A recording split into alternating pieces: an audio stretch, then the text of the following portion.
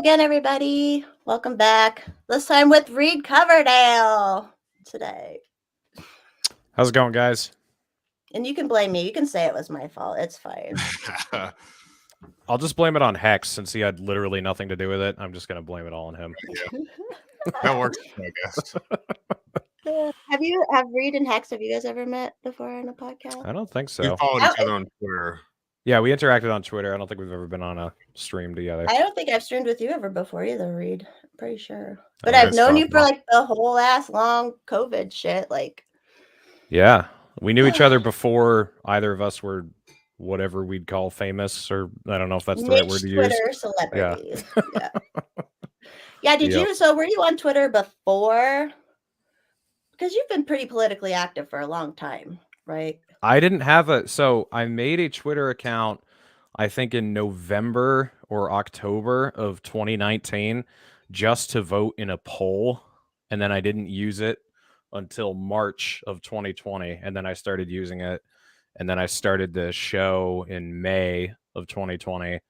And then I deactivated the account, I think in October of 2020, because I was just sick of Twitter. And then I brought it back in December of 2020. And then in 2021, it really blew up and I got up to like 20,000 followers. And then just over a year ago, like October 25th or something of last year, I got banned. And then I made another account like a month later that lasted like 9 months or something under the same name. And then they got that one. And then I tried a few times to make alt accounts and they just banned all of them pretty instantly. So I'm hoping that Elon will bring me back now. That's basically my only hope. Did you appeal it? I appealed mine, so. Yeah, I did, and I got denied again. Well, I've been appealing it the whole time. I've had a couple, right? So I've been appealing them the whole time. And the last time I did the Desert Daddy one, which they pulled that off when I was almost at 26,000, you know? And I'm like, that was like where I had the most, I'm just good at Twitter. I'm just really good at Twitter, right? Yeah. But I reappealed it on Friday and it was like a little bit different process. So I'm thinking, I'm hoping that. But yeah, this is the band club here. We're all the band people. Yeah, we both have we know the band bullshit all too well. First time I got banned was August 21st of last year. Made 2 accounts that got nuked immediately because I didn't know what I was doing. Then I had one that lasted almost a year, and then that got nuked exactly a year after the first time I got banned. So that was pretty crazy. And then she got banned just minutes before I did. It's funny. My most recent account I made was USS Liberty 1967, and it got banned right when I got to 1,967 followers. It was really weird. It is funny how because my second account lasted from Christmas till just August now. So it's weird how they did that. I don't know. Fuck them. Fuck all those. I always like picture Twitter employees as just like these fat, gross people, you know. Well, as we know, we have Getter, which is a true bastion of free speech. You can say whatever you want there, as I attested to. Just kidding. Did they take it off? Did you guys not see that whole fiasco? I remember that. Like you were saying specifically crazy shit, right? Oh, yeah. I mean, Justin O'Donnell and I went over there and we were like, oh, free speech, really? And we instantly found out what they won't even let you post. There's some words you can't even post. Like you can't even put it into the tweet or the post or whatever you call. And then there were other things they would delete it without telling you. That happened a lot. I got like within the first couple hours, I'd already had posts removed without my knowledge. The only way I found out is because I went back through and couldn't find them. And then I noticed I had posted links onto Twitter to my Getter post. And so then I went onto Twitter and clicked on the link to my Getter post and said, this cannot be found or this is gone or whatever. So whatever. Hey, everyone in the chat. Hey, First Shot. Hey, Big Hands. Hey, Jessica. Hey, Jessica. Yeah, it's stupid. And then I was like, we have a producer. He was here earlier, but he's been trying to get me to like on everything, you know? And I'm like, I actually I grew up with social media because I'm old, unlike you two, but like I loved it at first. And then I've been slowly like trying to get the fuck off it. I was like, I would have been fine to just have a Twitter, but I like this stuff too. But he's like, no, you got to do all this stuff. And I'm like, And I got Yeah. on Truth, and Truth is so bad. It's so Oh, I bad. gotta get over there. I would get banned so fast off of that thing. I gotta try it. It's all MAGA and like it's so Oh, yeah. bad. It's so bad. But hey, Reed, why don't you like introduce yourself to our peeps here? if you Sure, want? I'm Reed Coverdale. I'm a truck driver, libertarian podcast host. My show is called The Naturalist Capitalist. I have been active in the podcasting, like online sphere for about 2 years now, or almost 2 years, year and 8 months or something like that now. My show really blew up the beginning of last year. I've been really honored to have a lot of great guests, including Abby Martin, Peter Schiff, Ron Paul, James Lindsay, lots of really big names. I've been really fortunate. And yeah, I've been a libertarian for probably about 7 years now. I graduated high school in 2012, and I was still a cringe kind of neoconservative dude. But Ron Paul's run in 2011, 2012 did kind of make me start rethinking things a little bit, because I really was interested in how passionate and truthful he seemed. And so after the election was over, probably a year or two later, I actually went back and started rewatching all his debate moments with Newt Gingrich and Rick Santorum and all those ghouls who were on the debate stage with him in 2012. And then I found out about his son. And when his son filibustered John Brennan's nomination to be CIA director, I was like, whoa, this guy is really cool.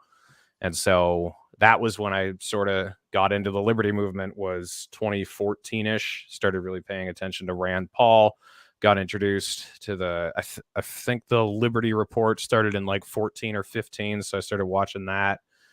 And then I voted for Gary Johnson in 2016. Kind of wasn't I initially was really impressed with the whole thing. Like they were polling at like 12%, and I was like, okay, this is the time. We got these two awful candidates, and we can finally have a third party. And then the more he was exposed on TV, it just looked worse and worse, and things kind of just fell apart. And then I wasn't very active politically after that until 2020 or 2019, rather, late 2019. I was living in New Hampshire, and I met Tulsi Gabbard, and I worked on her campaign in New Hampshire from September 2019 to February 2020.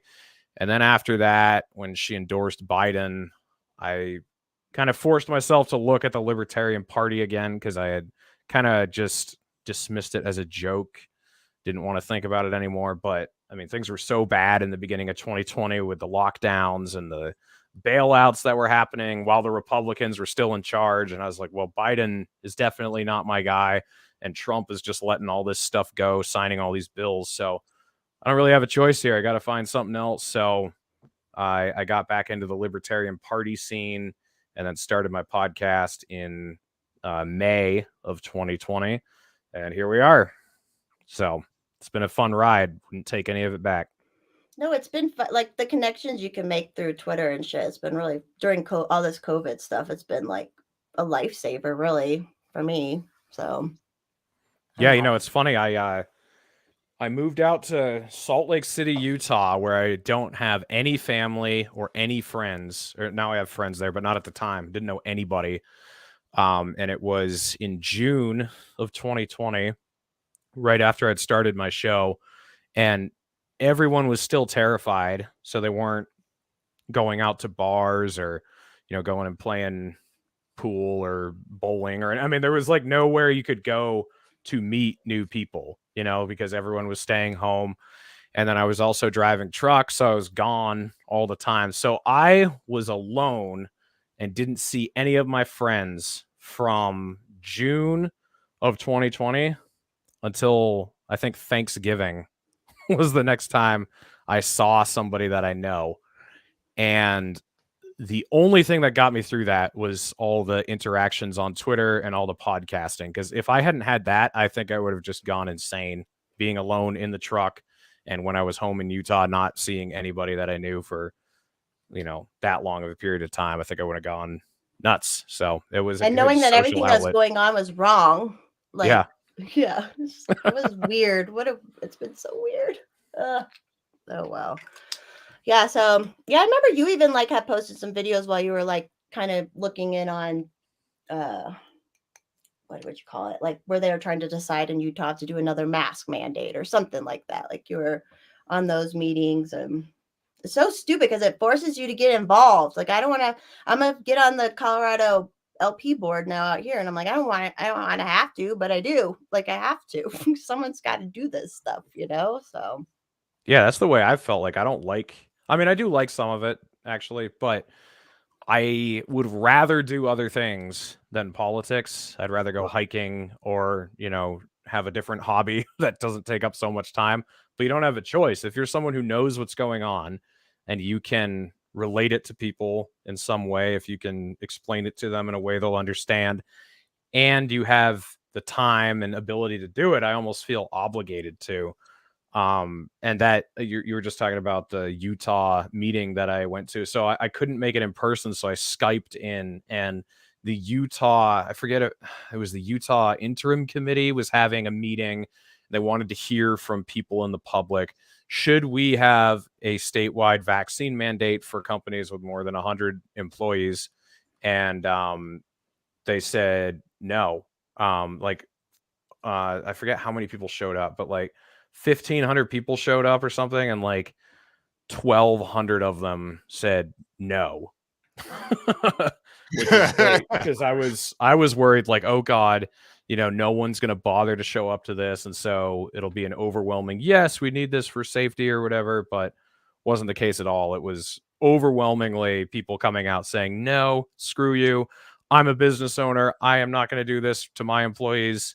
And it was so many people that you could tell had previously never been involved with politics or never like gone to something like this, but they were so pissed off that they were coming out of the woodwork like, no, fuck you, we're not doing this. So it's been cool to see that, like, because that's what's happened to me. I mean, I've always been interested in politics, but I never have been involved at this level before. So actually doing this type of stuff and seeing normal people give a shit is relieving.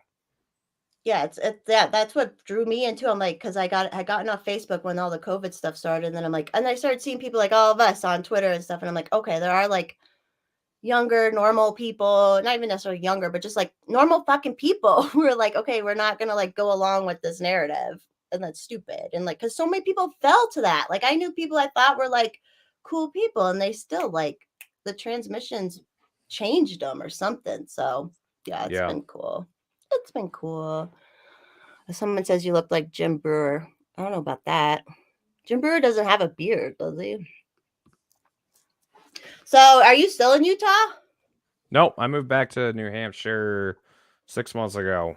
And it was the first time I've moved for political reasons. I've never been politically motivated to move before, but the last 2 years were just so blatantly awful. And I realized, do you remember in and I think Joe Jorgensen might have even said this too, but definitely in 2016, there was that slogan going around, everybody's libertarian, they just don't know it yet. We've just got to expose it to them, and then they'll be like, oh yeah, I really agree with that. And that is not true. Most people are mindless drones or petty tyrants. So they like to either have everything instructed to them, laid out on the table exactly how they should do it, so they don't have to do any thinking themselves, or they like to be the one who's bossing other people around. Very few people are just fine with, running their own lives and ignoring what everybody else does. And so we've had all this craziness over the past couple of years from the left, and now we're starting to see this same type of mentality kind of manifest on the right. I think there's going to be a huge amount of blowback and a huge pendulum swing. And I really don't believe that once the Republicans get in there that they're going to dismantle any of this stuff. I think they're just going to use it against the left-wingers. And so I was like, man, I've just got to go somewhere where people actually want to move in a libertarian direction. They really just want to leave each other alone. And I have become convinced that the majority of the country is not going to go that way. And so I have a lot of friends in New Hampshire, Jeremy Kaufman, Justin O'Donnell, all these free state guys who are really awesome. And it's the state I was born and raised in that I just left 2 years ago. And I was like, maybe I should just go back. Like, I mean, I love it out here in Utah. I love driving big trucks with wide loads, but I've been out here for 2 years. I've shifted the gears a lot, moved a lot of pieces of equipment. So maybe it's time Big ass to, equipment too, man. You were moving some big ass stuff. yeah. So I just figured maybe it was time to finally, invest in a long-term goal instead of just whatever. Because all my life I've been good at like saving money and amassing skills, but most everything has been short-term goals. Like I traveled to all 50 states. I did lots of. I went to almost all the national parks. I would just go on these short adventures, and it was never like a long-term goal looking into the future. And I feel like I'm actually doing that now by moving back here, and trying to, make a name for myself in the Free State Project and the Libertarian Party of New Hampshire. So we'll see. I mean, that could change. Who knows? So I'm still young, so maybe I'll feel differently about it in 10 years. But right now, I think trying to invest in something long-term like that is the best way to go. Yeah, I like what they're doing out there too, because if they can make a blueprint where then other states can do what like New Hampshire did. That's what I'm hoping. Yeah. Yeah. Be cool. Yeah, you know how we criticize the neoconservatives for trying to, spread democracy or spread their ideology to these places that don't believe in the same things that we do in America, right? But it's almost like libertarians are trying to do that to California and to New York and to Texas. And it's like, guys, they're not going to do it. They're not going to take it. It's kind of like trying to push democracy on Iraq or whatever. It's like, they're not going to be into it. So I kind of look at it the same way, just like instead of exporting our foreign policy to other countries, we should lead by example here in the United States by having a thriving free republic that has economic prosperity and freedom. Feel the same way about state to state. Instead of me trying to like really infiltrate the New York state government and try to tear it down with how anti-libertarian that place is, I would rather go somewhere that is at least leaning in the direction I want it to and try to lead by example from that area. So that's what ultimately inspired me to go back. And you like it so far? Yeah, it's been good. I as you guys have probably noticed, I have a proclivity for causing trouble, and I love the it. entire team here in New Hampshire approves of it. So I'm with my people. If I'd tried that stuff out in Utah, I would have gotten booted pretty quickly. I mean, I love the guys in Utah too, but they're not that hardcore. The guys out here are renegades, and I love it. I know. I love Jeremy. Jeremy came to Colorado once, actually, like last year, and I met him and his wife and stuff, and he's so cool. And I just told the lady today, I'm like, if I ran for anything, I would go totally Jeremy Kaufman. Like, Oh, you yeah. gotta go full Jeremy. Like, You he's have getting. to. I know all the arguments. People were mad about some of the LPNH tweets and shit, but I'm like, I kind of fucking love it. Like, I don't Yeah, know. that's what I'm saying. Like, we need more of this. Yeah, it cracks me up, and then it gets people thinking and talking, and Yeah, it gets people paying attention at least. yeah. What was the last? And Jeremy was out like yelling at someone the other day. Oh God, that was so fun. So we got excluded from the Senate debate because they added some polling requirements. So I guess Shane Hazel and all those guys who made it into the debates, they didn't have polling requirements. It was just if you, Yeah, it's our state either. They didn't let them in up here, Colorado either. It's fuck off. like, I mean, I think if you get ballot access, you should be in the debate. I mean, I don't think there should be 100 people up there, but if you petition and you get on the ballot and you'll be on the whole state wide election, then I feel like you should be allowed in the debate. But anyway, they didn't let us in. So we decided to go protest at the debate. So that first shot that you saw on Twitter where he's on the bench, that's right outside the building where people are like going in to watch the debate. So he was there for probably 5 minutes, just yelling into the mic, a whole bunch of different stuff. And then the police came and said, hey, you guys can go to the public sidewalk, but this is private property and you can't stay here. So we were like, okay. So we went over to the sidewalk. That's where all the Maggie Hassan people were. And so there were only 2 Republicans for Don Baldock there, and they were nice. So we were like, whatever, we don't want to mess with these guys. So we just got into it with the Maggie Hassan people, and they literally did nothing but chant Maggie, Maggie. That was it the whole time. And so Jeremy and I were walking back and forth, basically running the gauntlet with, 2 sides full of Maggie Hassan signs and supporters screaming. And we were just saying, like, you guys call yourselves Democrats, but you don't believe in democracy. If you believed in democracy, you'd want every candidate who's on the ballot to be in the debate. And then the funny thing was the 2 Republicans that were there, they agreed with us. They said, yeah, no, he should be allowed in the debate. So we were like, do you hear this, you guys? You think Republicans are the biggest threat to democracy, yet they're more Democratic than you are. And anyway, Maggie Hassan showed up and walked down her perfect line of, signs and supporters, got a few Kodak moments, and went right inside to the debate. And then as soon as she was done, all the Maggie Hassan people picked up their huge signs and they all threw them into the exact same van. There was a construction van there, like all 50 of them, like it was planned, just folded everything up, threw it in the van, and everybody disappeared. So I don't know if they were paid, but even if they weren't paid, it was certainly not organic. It was obviously orchestrated, in a centralized way. And then the 2 Don Baldock supporters that were there, they were okay. I mean, I tried to extend an olive branch a little bit. So I was talking because they like Trump a lot. And I was like, well, I really respect that Donald Trump was willing to sit down with Kim Jong-un and negotiate. And they were like, yeah, peace through strength. And I was like, well, depends on what you mean by strength. I think it shows strength to be willing to go talk to Putin like Donald Trump did. And they were like, yeah, and he had Mike Pompeo with him to back him up with all, these threats of violence. I was just like, oh my God, okay, whatever. Like, I'm trying to work with you guys here, but you're not helping me out. So yeah, we out here once the news station organized a couple debates and they only did the 2 sides. So I made a big stink and like all our libertarian people were like calling. I got people who aren't even libertarians calling in, being like, why aren't you letting, because the Libertarian Party was started in Colorado and it's the 3rd largest national thing. So it's like, but then they made it all political. The news is like, oh, the GOP candidate's not showing, they're just not.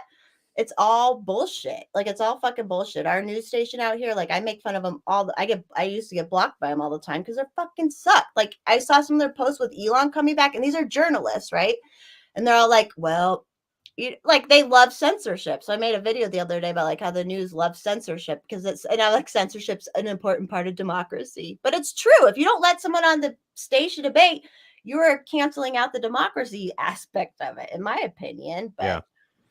And the thing is, like, I mean, lots of libertarians talk about how much democracy sucks, and it does. Don't get me wrong. Like, democracy, we're all on the same page there. Like, it sucks, but it sucks. We all get that democracy is not the best form of government. The best form of government is like representative, decentralized, as local as possible, whatever. But if we're going to have a democratic system, which we do, then everybody should be allowed to participate, and everybody should have full visibility into what's going on. So what we have now with this like oligarchical control of what information you see and which debates you're allowed to make it into and all that, that's way worse than like actual democracy where people can actually see what's going on. Because even though people are really, really stupid, I feel like if they knew some of the stuff that we know, they would be outraged, and they probably wouldn't necessarily always reelect the exact same people. So even though democracy is not perfect, it is the god that failed. What we have now, this like bastardization of democracy, republicanism, like whatever you want to call it, that's just been completely stifled, censored, and heavily manipulated. It's way worse. Yeah, it's totally worse. And then you only have like the PACs that pay for all the advertising. You only have them on the Republican, because libertarians were not like fundraising a shit ton of money. It's hard unless you're Nick Sarwark, I guess. I don't know what that stuff. Also, Yeah. Justin was trying to explain that all to me. I'm like, what? Like, that sounds crazy, but Yeah, I don't. It's so hard to explain to people, especially and as soon as you bring up libertarian stuff, they're like, "Well, if you vote for them, then someone Vote for the people I yeah, don't you're like. taking votes away from them." And I'm like, okay, fine, whatever. But in your local elections, like if democracy and all this shit is real, in our local elections, we should be able to prove that because it's our local close elections where people, and so that's my message I've been trying to spread out here in Colorado. I'm like, hey, let's prove it's real. Vote libertarian. I have so many friends who's like they've woken up over the last 2 years. I lost a lot of friends, obviously, too, but a lot of friends I still have, and they've woken up and they've been like, yeah, I'm not really right or left. And I'm like, yeah, because guess what? The Republicans didn't do anything to protect us during COVID either. I think we had like one Republican do one thing that helped, but like otherwise they let it all fucking happen still. So what are you gonna? And we all know Trump was in office when all this shit fucking went down. Like he put the emergency in, which is still in place till like February right now. So and he signed. I mean, he threatened Thomas Massey that they were gonna like try to kick him out of the Republican Party because he just wanted a roll call vote on the CARES Act. And as soon as that thing hit the desk, Donald Trump signed it. And then with the second one that went through in 2020 in December, he made a stink about it and then just capitulated and signed it anyway. So it's like, what good are the Republicans if that's what they do? They're absolutely useless. And it's so funny hearing Republicans now. Like I watched Blake Masters on Dave Smith's show, and he talked about the ridiculous money printing over the last 22 months. And it's like, the last 22 months, Blake? You mean like the last 30 months? Like most of it happened under Trump, all the CARES Act and the COVID relief fund and, all the quantitative easing that took place in Operation 2020. Warp Speed. It still dwarfs Biden's spending so far. It's like, it's just, I don't know. I think the Republicans are going to win just about everything as far as the Senate and the House goes this election.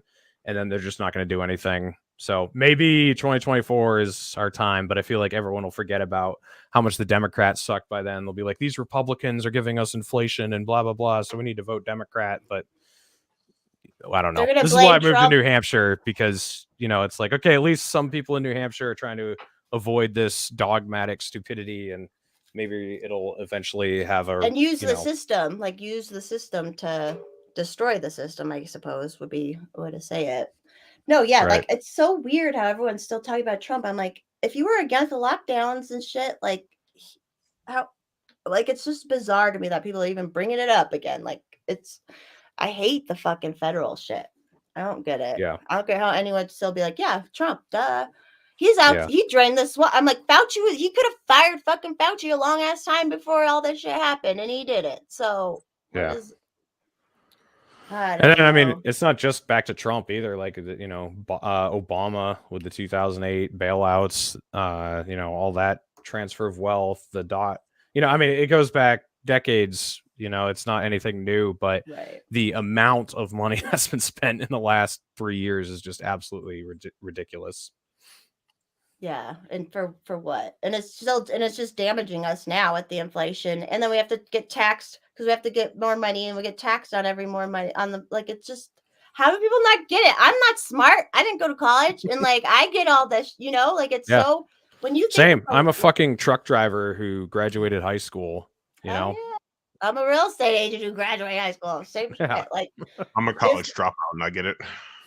Yeah, like that's another silver lining about this, because you find out these people were like, oh, we're just like normal ass people, and and like I just don't get how people don't get it, because if it's the easiest solution is the logical, like when you think the logical end of everything, that's the easiest. You don't have to fucking like talk all this bullshit and make it work, and blah. It's like, this is the logical thing. Like, sorry, that's it. So when you worked on Tulsi's campaign, because I know you met her before, right? When you were working on it. Oh yeah, I know her decently well. Has she been on your show since you were trying to get her on? Not yet, but apparently that might happen soon. And I know that doesn't mean anything because I've been saying that forever. But I asked her like last March or April on locals, because that was when her locals community was still pretty small. And she said, I can't promise when we'll do this, but absolutely we will. So I was like, all right, I'm holding you to that. So a few months later, her secretary called me and got all my info, got the name of the show, and asked, like, what would you want to talk about with her? So this was last July or something.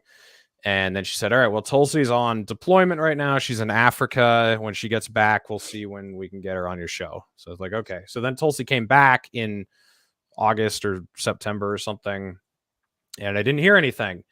And so then in October, I messaged her secretary and said, hey, this is Reed, just wondering when this is going to happen. And I just got a reply that was like, we'll let you know when we can do this. And then I did it once a month. So October, November, December, and then I think January. And then after January, I stopped asking for a while. And then I think it was April, I texted her again and was like, hey, it's been a long time, so I'm just wondering, is this going to happen?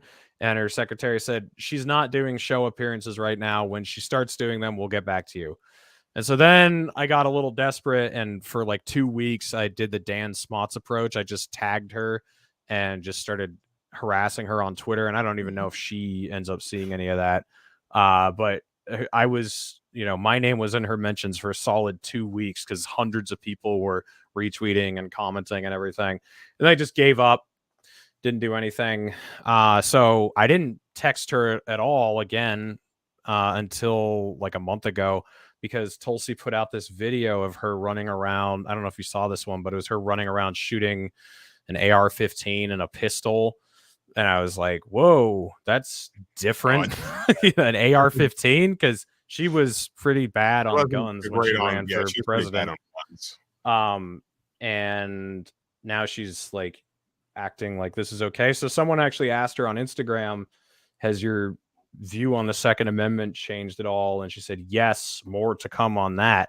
And so then a little backstory, when I was on her campaign, I harassed the shit out of her on gun control. I was saying, like, you are not going to do well in New Hampshire, where you're putting 90% of your effort with these independent and right-leaning disaffected Trump voter types, which are the people you're reaching. They're not going to vote for you if you want to take their AR-15s away. I'm just telling you, this isn't a Hawaii Congress campaign that you're doing now. You're running for president in New Hampshire. It's not going to go the way you want, because all the lefty liberal people, they all fucking hate you. They're not going to vote for you anyway. So this idea that you got to cuck to them on gun control is stupid. And I could tell she wasn't really a believer in gun control, which I still think, by the way. I think she just has like no conviction on the issue whatsoever. But I could tell like she didn't really care. So I was like, why are you making such a big deal out of this? You're just going to lose so many votes. But anyway, when she put this video out and then hinted that she was going to change her views, I texted her secretary again, and I was like, yo, if this is true, I am the guy who deserves that interview, because I was personally harassing the shit out of her on her campaign. And you can ask her directly. She would back me up on this. And so then her secretary said, well, she actually is going to be putting her podcast out soon, and she'll be going on other podcasts. So maybe we could set you up soon. And I was like, oh yeah, sure, soon, because they had been advertising her podcast since last January of 2021, and not a single episode had dropped. But then sure enough, like 2 days later, her first episode dropped, and now she's done 3 episodes, and she has been on like Megyn Kelly's show. She was on with Charlie Kirk, Meghan McCain, Rogan like recently. tons of people. So she actually is going on shows and doing her own show. So I don't want to give anyone the wrong idea that it's going to be like next week or something, but it'll probably be somewhat soon, because things are actually happening. So should happen relatively soon, hopefully. And you have the connection, obviously. So I'm sure it's like all about numbers. And like the reason she probably about guns. Have you guys noticed anytime there's campaign, guns and abortion, that's what comes up. Like that, and that's all anyone talks about and shit. And it's like, well, they're the wedge issues that they can never actually do anything about, but just endlessly fundraise and campaign off of. Like, the Democrats are going to take your guns away, or the Republicans want school children to die, and then they can just endlessly fundraise off of it, but neither side will actually do anything to protect gun rights or actually try to take the guns away. So it's just an issue that, survives forever. And they just like the NRA and Moms Demand Action are a yin and a yang. They need each other in order to have political relevance. Yeah, no, that's true. And even out here, some of our stupid people are campaigning on abortion. We have like the laxes. We don't even have like any abortion things out here in Colorado. Like you can do whatever the fuck you want today. Like they're still campaigning on it, Like Yeah. it's just like I feel like it's I've been really like propaganda is like magic spells to me. And I'm like, there are certain words, like I think abortion is such a word that just like it controls people, and so they use it very well. I heard Jeremy Kaufman talking about, so I think the law in New Hampshire is it's illegal after 24 weeks or something like that. And there's this huge debate about whether or not that's, not protecting life or, taking away the rights of women or whatever. So Jeremy did a little research to see how many elective abortions happen after 24 weeks, and average was less than 1 per year. So it's like there's this huge, political heat over this issue that really doesn't matter. Like there's less than 1 per year on average that happen, and there's that much, if you watch the Maggie Hassan, Dawn Baldock ads, it's all about abortion. And it's like, first of all, you guys are running for federal office. Roe v. Wade is overturned, so that doesn't even make a difference. And second of all, like the laws we have are pretty reasonable, and most people actually don't care if you sit down and talk to them about it. So I don't know. Yeah, and like us libertarians kind of come from a less government aspect, anyways. Like government shouldn't be involved in that shit, but we can still be like, yeah, maybe you shouldn't get pregnant all the time and use abortion or whatever. Like everyone can have multiple kind of feelings on it, but yeah, I even like when I was still on Twitter a little bit, I remember there was like certain days you would see every single like certain political person would post something about abortion all the same time, and like it's so coordinated and so like it just controls people. It's the weirdest fucking thing, man. I'm like, are these all people? If all these people, how are they having so much sex all the time? First of all, like, I just don't get it. It's like all the people at the fucking protest for it and shit. I'm like, you're ugly too. What's up? Yeah, that's the funny thing. Like a lot of these people,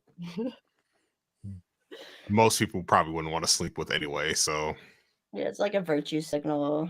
I don't know. It's so bizarre. Yeah, some people, their physical appearance is the birth control, Yep, exactly.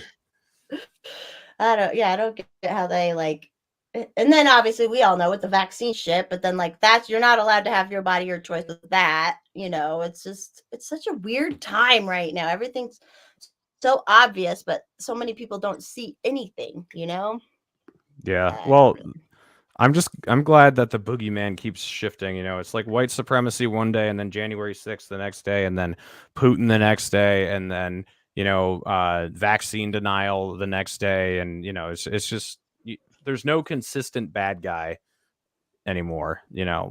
It's kind of hard to keep track. There are you guys saw the Paul Pelosi thing, right? Yeah, I don't really know. The methed out lover. But can you imagine getting caught up in like a sex thing, and you're like, okay, we're gonna control the media to say it's like they literally were able to use the media to cover up some weird sex shit they were doing. Like that's so wild to me. It's so wild. It's so it's crazy. We were in my Discord. We were like, I bet there was a child around there too. And I'm like, yeah, they were probably fighting around who gets the kid, which is such a terrible thing to think, but it's probably not far off, Yeah, it's probably true. They're so gross. And Pelosi and I was like, is she a cuck queen? But not really, because I don't think if they're like the same sex, it's necessarily cucking. But sorry, that was our conversation earlier. Yeah, that's a good point. I never thought about it that way. Because I wanted to call her a cuck queen, but then I'm like, is it really?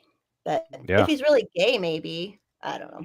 I don't know all the rules. I know some, but so what's next for Reed? Are you guys still making a bunch of trouble until elections right What's now? that? You broke up. Are you guys gonna keep making trouble until the elections? That is the plan. We're gonna be protesting again on Wednesday.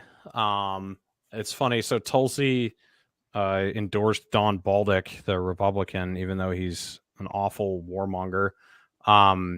So I have a couple big Tulsi banners from 2020, and I'm gonna paint black over them and then yellow with Kaufman letters on it. So I'm gonna get a picture, a video of like painting over the Tulsi with the Kaufman thing. It's kind of, it's kind of funny. But we're gonna take those to the debate and try to cause some more chaos. And I mean, we're at the point where the only way you get into the news is through negative press or being agitators, like, Yeah. I wish it weren't that way. I wish we could get into the news by just saying smart stuff, but it doesn't matter, like no one pays attention. Like if you compare that happy holidays tweet we made, it had like almost 12 million impressions on Twitter. We have a great Defend the Guard video that's pinned to our profile. Doesn't have anywhere near that many impressions, and a lot of the impressions on it are from people seeing the happy holidays tweet and going to our homepage to, follow us or see who we are or whatever. So I wish that exposition and information would catch fire like shit posting does, but it just doesn't. Like, it's the only way. That shit in real life, kind of. That's what you gotta do. Do you want to explain what Defend the Guard is? Sure. So there hasn't been an official declaration of war by Congress, which requires a 60% approval from Congress, since I think 1943. I used to say 1941, but technically there were a couple extra declarations throughout World War II to expand it from just Germany and Japan. There were some other countries we declared war on. So I think it was 1943 was the last time that the Congress officially declared war. So since World War II, there have been police actions, authorizations of use of military force, but never actual wars. And they've deployed the National Guard to Vietnam or to Iraq or Afghanistan. And that should be illegal. And I think it kind of technically is anyway, but Defend the Guard makes it explicit that you cannot deploy National Guard troops without a declaration of war. So if you want to do a military police action in Libya or something, you can send active duty military there, but you cannot deploy the National Guard from any state that adopts this legislation. And of course, the flip side, as with everything, once you start defying the federal government, they start killing your funny money donations. So you start losing funding for your National Guard in your state. And they'll usually send generals to a state where people are thinking about adopting this legislation and trying to intimidate them out of adopting it. But I'd like to see New Hampshire become the first state that adopts this and, puts an end to the National Guard being deployed when there's not an actual declaration of war. Yeah, I didn't know that the National Guard got deployed as well with the armies and stuff. I think that when Hurricane Katrina hit, 60% of Louisiana's National Guard was in Iraq. Ugh. Wow. And it's just they're just lives to these fucking warmonger people to make like, it's so awful. It's so awful what we fund. I hate it. Yeah. And no one sees it. And then, like, with all this fucking Ukraine and Russia shit, and everyone's cheering it on, and it's like, do you not understand? Like, it's just too much. I wish I didn't have to know all that shit, but you have to know it all, Yeah. And then, I don't know, like knowing how many lies are involved with getting us into this stuff. Like every major war has been, founded on a complete lie. So, like the Spanish-American War, the USS Maine that blew up in Havana Harbor, they try to say it hit a mine, which is not true. Even the crew, I think the surviving crew members of the ship disagreed with that sentiment. And then a lot of researchers afterward have said, no, this was a natural explosion, or, this was an explosion. I forget. I think it was the powder magazine or something on the ship blowing up, but there's basically no evidence that they hit a mine. And then World War I, the Lusitania was carrying weapons to Great Britain so it was technically a warship. You know, it wasn't just carrying civilians like they tried to tell us. And I've heard people give different opinions about the Zimmerman telegraph, which was what the Germans sent to the Mexicans, saying that, you know, if you join our fight in this war, we'll give you part of the United States. I don't know, maybe that was real, but I'm at least very skeptical. It seems like that could have been made up. Like we intercepted it and then, oh, look, we have to get into this war because Germany is going to pay off Mexico if they want to get into this fight with us. And then World War II, we knew the Japanese were going to bomb Pearl Harbor. There were several different clues. And then even the morning of, there was a report that there were all these planes coming from the east, from the west, and they didn't do anything about it. There were all these reports that there was going to be an attack, and instead of preparing for defense against air attack, they had all the airplanes gathered in the middle of the airfields where they couldn't take off right away. So the Japanese came in and just strafed everything and bombed them and disabled everything. And then the war in Vietnam, the Gulf of Tonkin. Yeah, the Gulf of Tonkin torpedo incident was just made up, completely made up. And that was the justification for getting us involved in Vietnam. And then Iraq, the way they tied, the 9/11, the September 11th attacks to Iraq was through the anthrax vials that were mailed to congressmen. And they said that the Iraqis gave those to Mohammed Atta in Prague. And then it turned out that that story was also complete bullshit. There was no meeting in Prague ever. The Iraqis never colluded with Al Qaeda. And so, you know, and then like trying to get us into war in Syria with Assad directly, that was over Assad gassing 500,000 of his own people, which is also complete bullshit. Just every single thing with these big wars they try to get us into, every single one is manufactured on some huge lie. So I don't know why anyone they're keeps saying they're falling throwing for it. babies out the windows. That girl that like was totally a fake actress, or she was someone's daughter, and like, Then the Israelis actually blow up the USS Liberty, but we don't hear about that. Yeah, we don't hear about that. We also don't. I mean, the United States government has admitted that the Saudis indirectly, funded the hijackers on Flight 77, and we're still giving the Saudis tons of money. There hasn't been like any reconciliation of that problem. Some people talk about it in Congress, like Tulsi talked about it. Rand Paul talks about it sometimes. Nothing's done about that. The Israelis, we give them weapons and military secrets and they sell them to China. We give Israel our airplanes and designs for some of our weaponry, and then within months the Chinese suddenly have the exact same designs. They're reverse engineered from the information we give to the Israelis. Don't do anything about that, but we do beat the shit out of these countries that have nothing to do with us. So it seems like our priorities aren't really straight. The fact that people in the White House work for these defense people or on the boards with like that just should make people like think. It's just Lloyd Austin, our defense secretary, was an executive for Raytheon. Great. I remember I read something that a lady who's on the board for Raytheon too was like, well, war is good. They say the war is good for the economy. Like, just pulling all that bullshit again. It's like, how? Like, it's so terrible. That should be the thing everyone should be against. But they're like, no, you're just pro Putin if you're against like sending money to war. It's just. Remember when the left was actually anti-war? Nope. Yeah. Well, like some people. See, this is actually, I think the left was anti-Bush and anti-draft. So if you look through, and I'm not saying the Democrat Party necessarily represents the left, but throughout history, the Democrats got us into World War I, World War II, Korea, Vietnam, Kosovo, Libya, Syria, and Yemen. And the Republicans just got us into and Syria. Yeah, the Republicans just got us into Afghanistan and Iraq.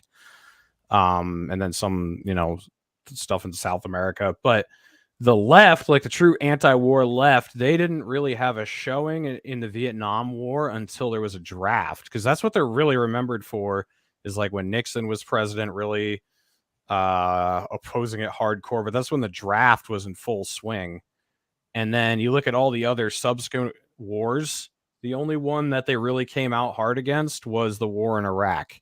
And that was because George W. Bush was president when that invasion kicked off. So there are some, don't get me wrong, like there are great people like Abby Martin, Max Blumenthal, who are really anti-war lefties, but the movement seems largely synthetic and just politically partisan. I don't think they're actually, I mean, we're seeing that like with the members in Congress, literally none of the, progressive caucus are against what's going on in Ukraine. None of them. It's crazy. I think most people just can't even think about war either, too. Like, we've been so normalized with how we were over there for the last 20, like, since I graduated high school, we were doing war in the Middle East and before, obviously. So it's like people are so normalized to it, and you're like, they don't think on it. They don't think. I don't know. Yeah. I don't get. It's easy to get people, and like you said, like people are either NPCs or like the They authorities. want Like, to be the tyrants. yeah, they got triggered. So many people got triggered into being little tyrants. So they're like, yeah, it's easy for them to support that kind of stuff. Yeah, it's true. I can't handle it. Well, we're almost at an hour. I don't know if you want to keep going, or do you have anything else to add? Anybody? Yeah, I can hang out for however long you guys want to. I missed your stream earlier, so that was been on the fine. computer a while, but It's all good. Nah, But keep going. yeah. So you have you do your 4 Horsemen. That's on your Mhm. channel, right? And it then is. Yeah, we do that once a month. Justin Ryan O'Donnell's Dawson. Yeah, Ryan Dawson and Eric Jackman are the 2 other hosts of the show. And then we have a different 4th guest every time. This month it's going to be Justin O'Donnell, or this coming month, so that'll be wild. But yeah, we've had like James Corbett, Mike Rivero, Dan McAdams, Dave Smith, Scott Horton, Pete Quinones. We've had all sorts of people on the show, so it's been a fun deal, and we just go for 2 hours talking about a little bit of conspiracy theory stuff, and then we also talk about foreign policy, history, current events. There's lots of humor. Eric Jackman's great with the impersonations. We had him on a couple weeks ago. We had him on. We love it. Oh yeah, that must have been fun. Yeah, he's a lot of fun. He's great. He's fun. I told him because he had like a show where he does shows out there. I'm like, hey, come out there sometime, go to your shows. Be a lot of fun. Yeah, we did an in-person comedy show a couple weeks ago over on the seacoast in New Hampshire. It was a lot of fun. There were like 40 people that showed up. And man, Mike, his brother, is very good at impersonations too. Eric's really good at Trump and Ventura, and then Mike is really good at Alex Jones and Rand Paul. It's just sound exactly like the real deal. So it's always a good time hanging with those boys. Hey, everybody in the chat. Hey, Arm Dave. If anyone has questions for Reed, I gotta grab a sweatshirt really quick from over here. No problem. First shot asked if Bill Clinton bombed Somalia. Yep. Yes, he did. Yeah, I guess I left that one out. Sorry, it's hard to remember all of. They've dropped a lot of bombs. Yeah. Over the years. So today's Halloween, right? Or was yesterday Halloween? Tomorrow. Tomorrow's Halloween? Mm-hmm. Yep. Okay, never mind. Forget it. Well, actually, here's a fun fact. I have never gone trick-or-treating ever. Were you not allowed to growing up? Wasn't allowed to. You were brought up similarly, right? Yeah. Really strictly. Yeah. Yeah, we were okay with Halloween and stuff, but yeah, it was a very strict upbringing. So yeah, Halloween was the Devil's Day, so my parents, like, some people tried to get my parents, some of their like religious friends would try, like, oh, you can't do that, like you can't do that. But that was one thing they were like, no, it's fine, like that's fine. Yeah, but it sucked too because this is my favorite time of the year. Like, I was born in October. I love just the atmosphere around this month in Halloween, and I got to miss out on it as a kid, which sucked. Mm-hmm. Almost like a Jehovah's Witness, man.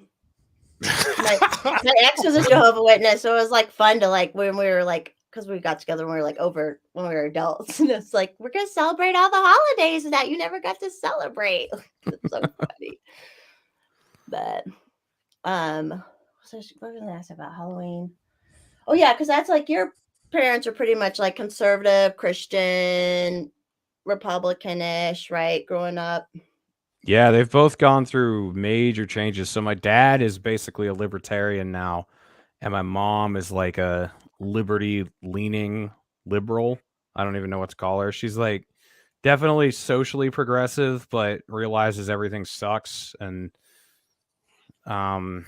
it's weird. So they were both very religious and very conservative, and then my older sister uh, is a lesbian. So when she came out, that really shook things up. And then I'm an atheist. That shook things up. And then so are my my two brothers.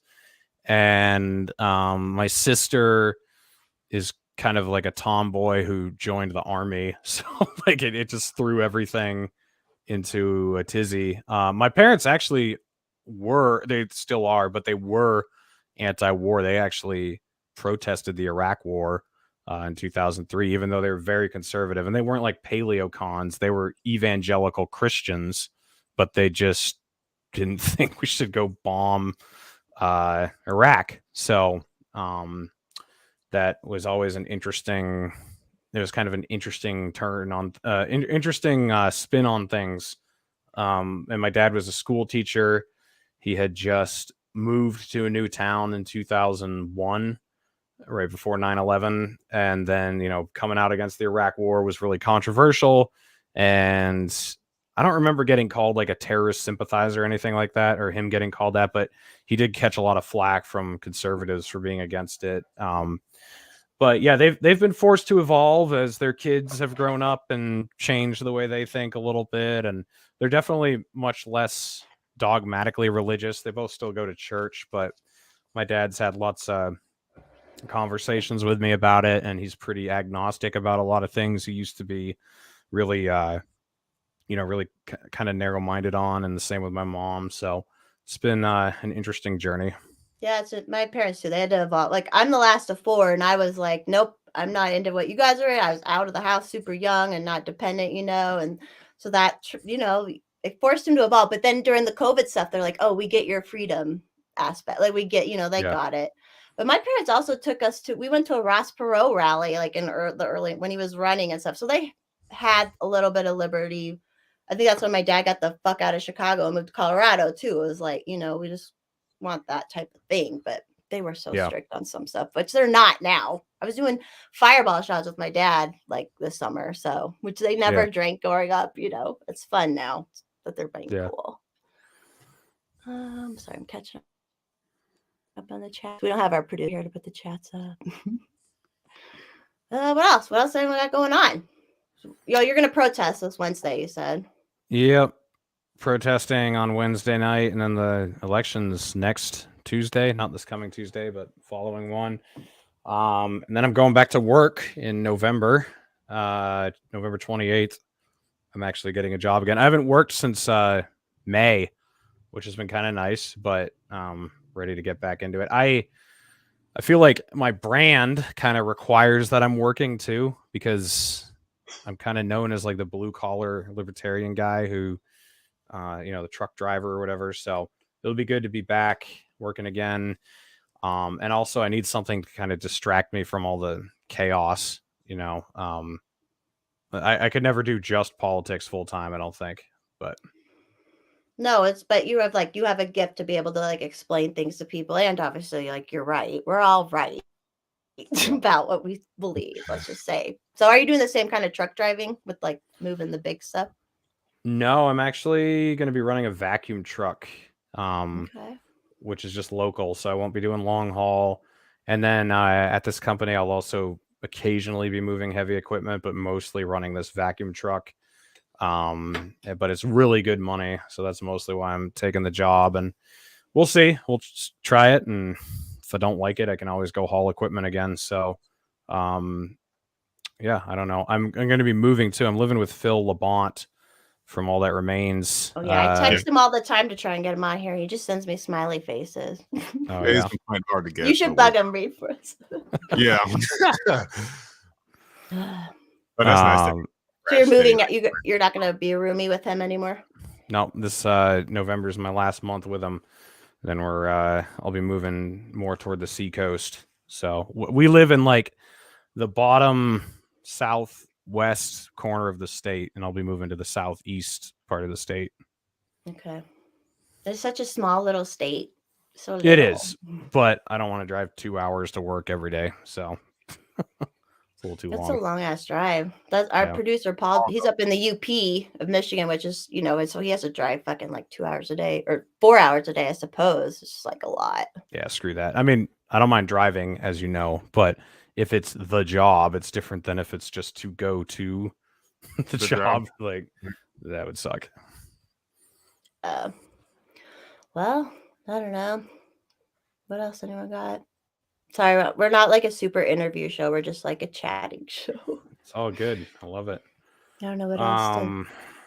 So Hex, you're a guitar player? I am. Cool. How long have you been doing that? I started 2010. Okay. 12 years now. He's very young. Reed, you're 30. Are you 30? 28. Okay. I just turned 26 like 3 weeks ago.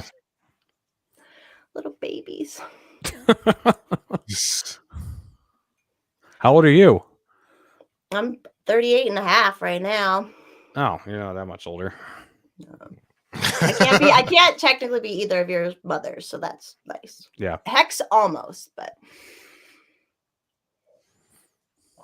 hey, Arm Date. Sorry, I didn't say hi. Hey, Lizzie in the chat. Hey, Brady, Kyle. Just getting chat. Anyone have questions for Reed while he's on? Didn't Phil just move to New Hampshire too when you moved? No, he's been here for like a decade. Oh, okay. He's been there for a while. Here's a question for you. Alice asked, does Reed have any opinions on the 2024 election? Who does he think will get the nomination for all the parties? So I used to think that DeSantis versus Trump would be like a really epic showdown in a primary, but I watched some of the highlights from the debate DeSantis just did with Charlie Crist, and I was severely underwhelmed. He didn't really like put him in his place or defend himself very well. So I'm not sure that's true. I might have miscalculated that. And I think if Trump runs against DeSantis, he might actually plaster him. Because I used to think DeSantis would just kind of brush Trump off, you know, because Trump steamrolled everybody else. But I felt like DeSantis was kind of the immovable object meeting the unstoppable force. So it'd be an interesting display of power. But I don't know if I think that anymore. Maybe he was just having an off night the other night, but he doesn't seem like if he can't destroy Charlie Crist, I don't think he can take on Trump. So I don't know. We'll see. I'm still interested to see if that happens. So it'll be Trump or DeSantis, I think, for the Republican Party. I honestly think Tulsi Gabbard could be the vice presidential nominee for the Republicans. I hear that so much everywhere. Every event I went to when she was out here with Don Baldick, all the Republicans there were saying that. I see that commentary online a lot. Lots of people really, really like her. So I think you could see DeSantis Gabbard or Trump Gabbard. Other than her, I don't really know whom they would be considering for a VP pick. Maybe like Matt Gaetz or something. I don't know. Or it might just be some nobody that nobody has heard of before.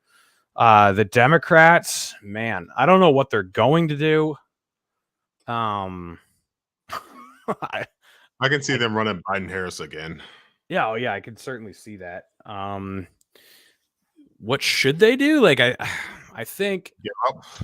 Yeah, I mean, Michelle Obama maybe or something. I don't know what they could do to like try to save face. I mean, it's still 2 years away, so things could change between now and then. But man, I don't know.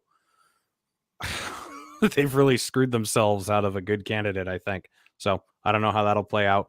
The Libertarians, if Dave Smith decides to do it, he'll basically be the nominee. And if he doesn't do it, Justin Amash probably will do it. But I think Justin Amash only wants to do it if he sees a path to victory and not for the nomination. I mean, for like the presidency. And I think he's a bit naive to think he can win the presidency, but apparently he thinks there's a shot.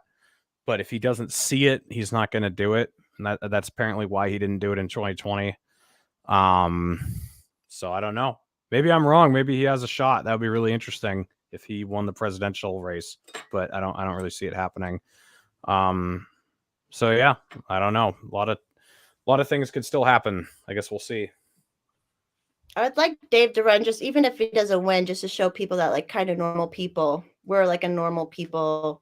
That's like whether you like Dave or not, you can't deny he knows how to talk to people or like explain things to people very like good, you know. And that's what and he's always like, I feel like everybody had a friend like Dave growing up, like a friend in high school that was like Dave, you know, or looked like him or acted. I feel like that, so he can like get with on people's level easy, but.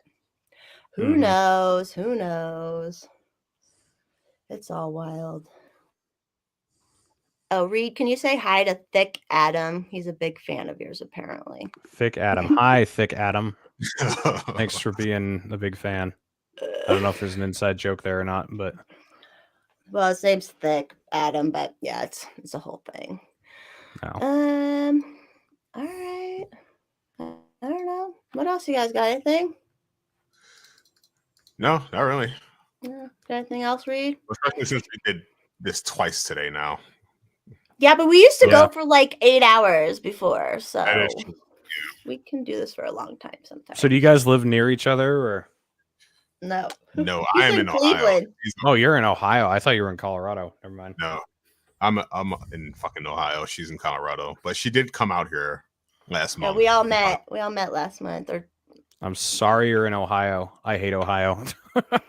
Yeah, you're not the first one.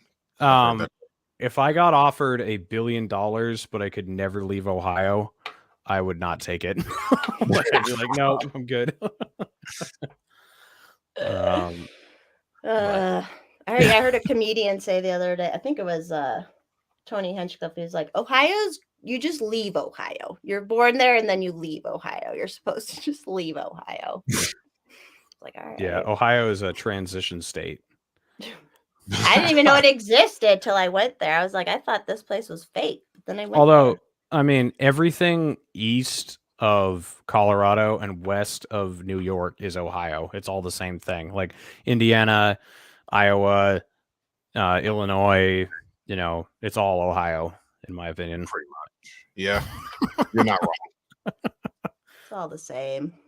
It's all the same. Kyle, do you know a lot of astronauts? Oh, whoa. Did you guys know there are a lot of astronauts from Ohio? I did not know that. Yep, I knew that. Very interesting. Well, I'm actually kind of glad that a lot of people hate it here because just stay away. Yeah, especially fucking liberals fleeing California and whatever. Yeah, Ohio isn't first on their list. Yeah, it's true. Yeah, they all come to Colorado, but it's all good. I'm gonna take them on. I have your links, Reed, in the thing. I put your Instagram and YouTube. Is there any other links you want to throw out there? Yeah, I'm on Rumble now. If you want to watch the videos, also on Odyssey, and then I do have audio platforms, so Spotify, Apple Podcasts, iTunes, all that crap. I have a link tree, so if you just type in on Google link tree Reed Coverdale, you'll find me. And I also have a Substack. I didn't put anything out last week because I was pretty busy, but typically put out 2 articles a week or so on current events and my perspective on things, and those are fun. It's a really user-friendly platform, so I can write a short article that everyone will read, but I usually put in tons of links that bring you to external sources of information if you want to see where I have culminated my thoughts from and dig deeper into the subject or whatever. You can always check it out. Very good. Hex, you want to hit your plugs? Twitter, Golden Shower, or I'm sorry, Gold. What the fuck is it? Give me one. Yeah, second. Hex is on Twitter a little bit, or I'm not. Gold I'm showers reading. underscore hex on Twitter. That's the handle. And everywhere else, it's just Hexcelerate, as you see on the screen. I'm not on Twitter right now, And also, everybody. subscribe to me on YouTube because as soon as I get this camera shit sorted out, I'm going to start doing some live streams of me making music. So if anyone wants to watch me do that, subscribe and stay tuned. So, if you could get one of your accounts back, which one would you want, Forest Mommy? Both? Or Well, like, yeah, if, but I would change I want the Desert Daddy one back, but if I could get Forest Mommy, then I would just change it to that one, but we'll see. I think I have a good feeling about Desert Daddy one. I have a good feeling about it, but we'll see. Who knows? Did you appeal already? Reed, are you I gonna did a couple days ago and they turned it down already. Already? Yeah. So I'm gonna wait till after the council is done convening or whatever the fuck, and then try again. So Oh, good luck to all of us. So stupid. All right. Thanks everyone for watching. Thanks, Reed, for coming on. yeah, thanks for having me. This is everyone. fun. Sorry I missed the first time. You're fine. You're welcome anytime.